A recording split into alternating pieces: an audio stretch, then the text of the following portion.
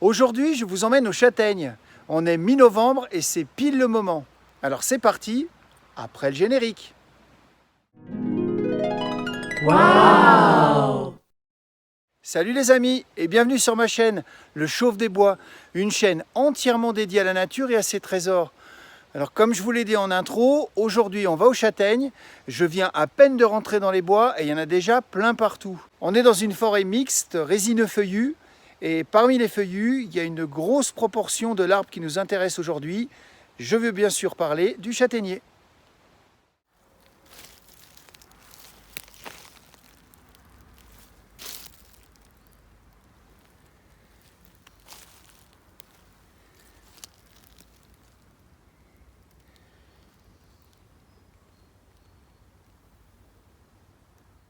Dans ce bois, il y a une très grosse densité de châtaigniers. Et le piège, c'est qu'à peine entré dans le bois, on va déjà commencer à ramasser.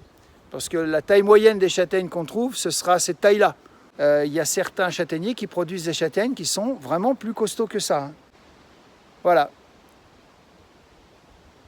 C'est pas pareil, hein.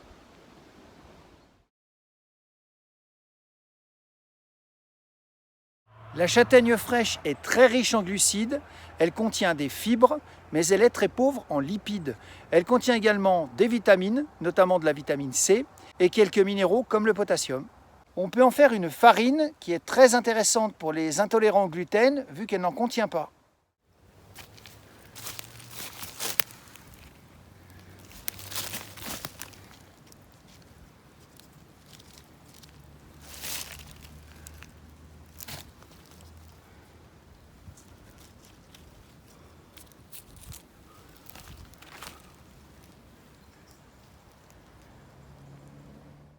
On a longtemps appelé les châtaigniers l'arbre à pain dans certaines régions pauvres en céréales et dont les châtaignes étaient l'aliment de base.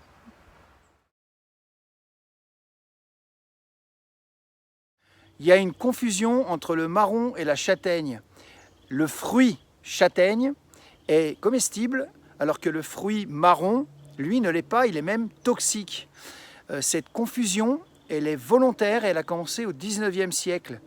En effet, à cette époque, le terme châtaigne était un peu stigmatisant et faisait référence aux populations pauvres.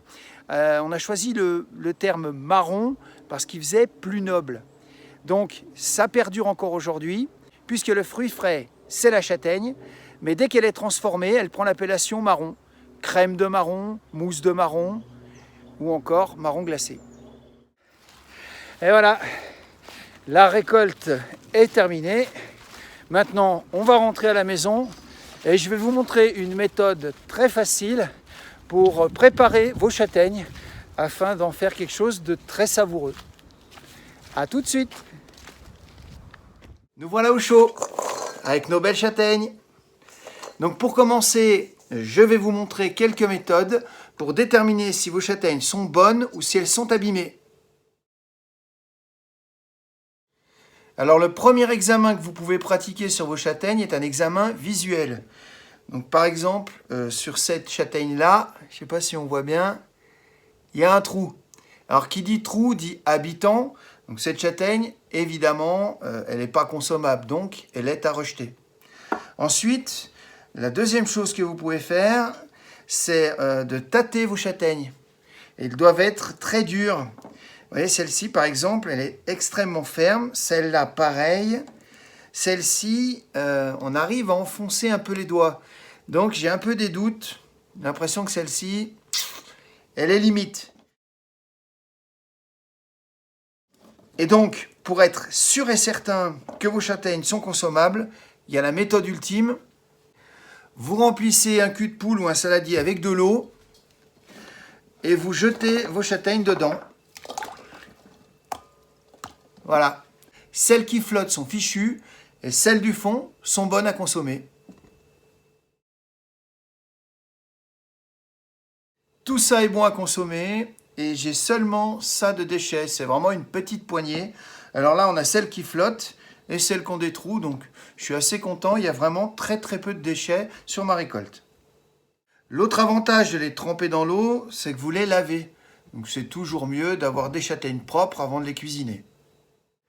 Alors, quelle que soit la façon dont vous allez préparer vos châtaignes, il y a une étape à laquelle vous ne pouvez pas échapper, il faut les fendre. Et on ne les fend pas n'importe comment. Votre châtaigne, elle a un côté plat et un côté arrondi. On pose le côté plat sur la planche à découper, on prend un couteau bien aiguisé et on va couper dans la châtaigne dans ce sens-là. Et quand vous coupez, vous le faites ça de la manière la plus délicate possible parce que le but n'est pas de tailler dans la châtaigne, mais juste de couper la peau. Je vais vous montrer ma méthode pour couper les châtaignes pas trop profondément. Vous présentez votre couteau sur la châtaigne, mais très verticalement, avec la pointe du couteau à environ 1 cm de la planche à découper. Et lorsque vous allez descendre, votre pointe de couteau va être arrêtée par la planche à découper et votre couteau va rentrer juste un tout petit peu dans la châtaigne. Vous voyez ? Et ça, c'est amplement suffisant, il n'y a pas besoin de plus.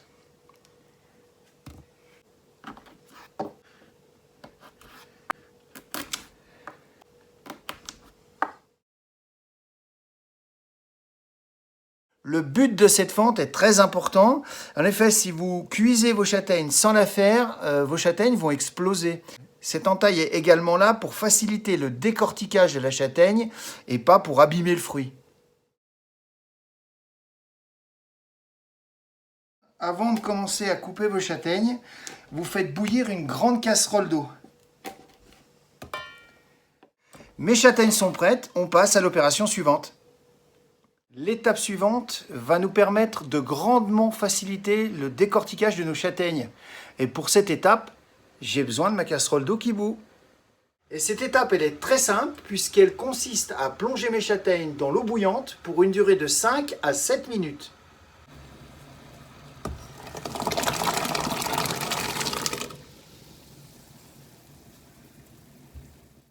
Si vous allez regarder des vidéos sur internet dédiées à cette méthode de facilitation du décortiquage des châtaignes, vous remarquerez qu'ils parlent unanimement de 5 minutes dans l'eau bouillante.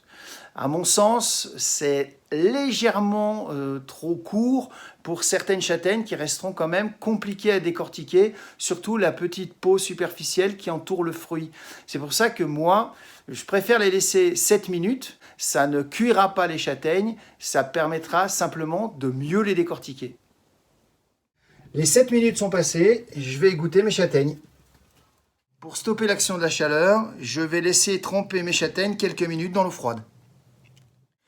Et voilà le résultat. Alors je vous montre en direct, pas de trucage.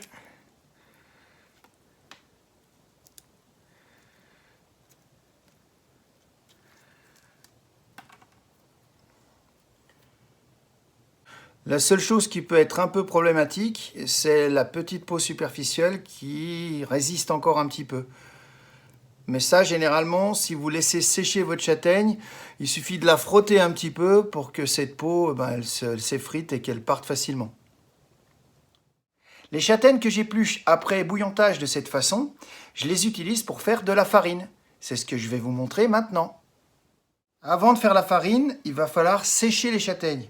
Donc, pour faciliter le séchage, je vais les couper en deux dans le sens de la hauteur. Voilà. Ça fait des tranches d'environ 5 mm d'épais et ça accélère vraiment beaucoup le séchage. Je dois vous informer, même si certains d'entre vous ont dû l'entrevoir dans une ou deux de mes vidéos précédentes, je suis l'heureux propriétaire d'un dessiccateur à 6 étages. Alors c'est très pratique parce que ça fait sécher les choses uniformément et très vite. Maintenant, n'ayez pas peur, si vous n'êtes pas en possession d'un tel appareil, vos châtaignes, vous pouvez les sécher à l'air libre. Ça mettra simplement un petit peu plus de temps, mais au final, le résultat sera le même. Alors pour les propriétaires de dessicateurs, je vais mettre le mien à une température de 50 degrés pour une durée de 12 heures. Une fois ce temps passé, je vais intervertir les paniers. Les paniers du dessus vont passer en dessous et ceux du dessous vont passer au-dessus. Et ensuite, une fois l'opération terminée, je vais refaire partir le séchage à 50 degrés pour une nouvelle période de 12 heures. Et normalement, après ces 24 heures de séchage, mes châtaignes devraient être prêtes pour l'opération suivante.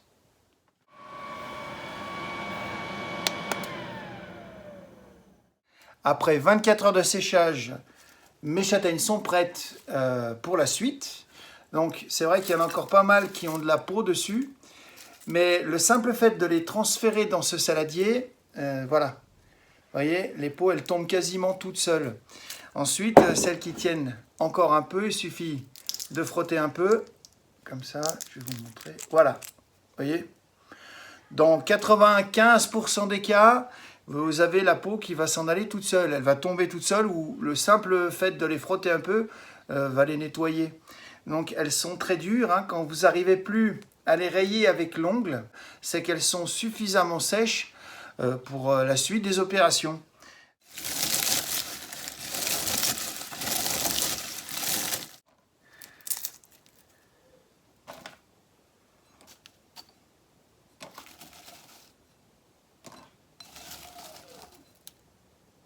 Au final, vous obtenez d'un côté une barquette avec les peaux, ce qui restait sur les châtaignes, et vos châtaignes. Alors le résultat, franchement, là je trouve qu'il est vraiment pas mal. Hein. Et on va passer maintenant à l'opération suivante. Pour cette opération, vous n'y couperez pas, vous allez avoir besoin d'un mixeur. Alors, il y a une infinité de mixeurs sur le marché, vous en avez sûrement un. Le prix ne veut pas dire grand chose, hein. Il y a des mixeurs d'entrée de gamme qui peuvent très bien faire le taf et d'autres mixeurs être un tout petit peu moins performants. Dans l'immense majorité des cas, vous allez pouvoir faire votre farine avec votre mixeur. Ce qui peut arriver, c'est que le travail ne soit pas nickel. Il se peut qu'il reste quelques morceaux dans la farine. Alors dans ce cas-là, pas de panique, hein. Il suffit de la tamiser tout simplement. Donc moi, je vais utiliser mon mixeur, je ne vais pas faire de la pub, mais je vais quand même vous dire de quel modèle il s'agit. Hein. C'est le Thermomix pour les pauvres, hein, c'est comme ça que je l'appelle. C'est le Monsieur Cuisine de chez Lidl. Une chose cependant à laquelle il faut faire attention, lorsque vous allez commencer votre mixage, le bruit est infernal. Il est très très fort, très aigu et très violent. Donc pour les personnes qui sont un peu sensibles des oreilles, notamment les enfants ou d'autres personnes qui n'aiment pas le bruit, je vous conseille de leur dire de s'éloigner un petit peu. En tout cas, pour le début du processus.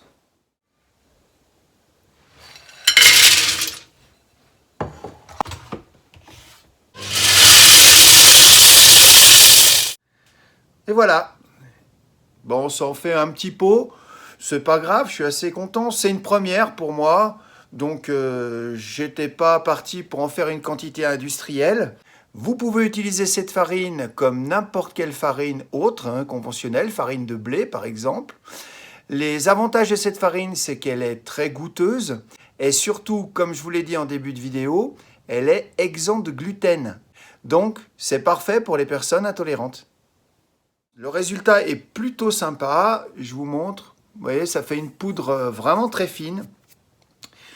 Il faut que je vous fasse une confidence, ce qui s'est passé avec mon robot, c'est exactement ce que je vous ai dit. Il peut arriver que certains robots ne mixent pas suffisamment et qu'il reste des petits grains. Et c'est ce qui m'est arrivé. Donc j'ai dû passer ma farine avec ce qu'on appelle une passette en plastique, c'est ça. Bon, elle est toute petite, hein. J'en avais pas d'autres. Pour passer ça, c'était amplement suffisant. J'avoue que c'était un peu laborieux, parce que quand vous passez, vous tapotez, ça met du temps quand même. Pour passer ça, comme il faut, j'ai mis environ un quart d'heure. Donc, si votre intention est de faire beaucoup de farine de châtaigne, et que vous en avez par exemple 3-4 kilos à passer, je vous conseille d'investir, parce que ça, c'est un tout petit peu léger. Il existe des passettes en plastique de ce type-là, de plus grand diamètre. Ça coûte, je crois, une douzaine d'euros, mais ça peut valoir le coup si vous comptez faire beaucoup de farine de châtaigne chaque année. Cette vidéo est maintenant terminée. Je vous remercie de l'avoir suivie jusqu'au bout. Si elle vous a plu, je vous demanderai de mettre un petit pouce et puis pourquoi pas un commentaire, parce que ça c'est excellent pour le référencement. Et si vous ne voulez pas louper mes prochaines vidéos, c'est très simple, abonnez-vous. Ciao! Wow!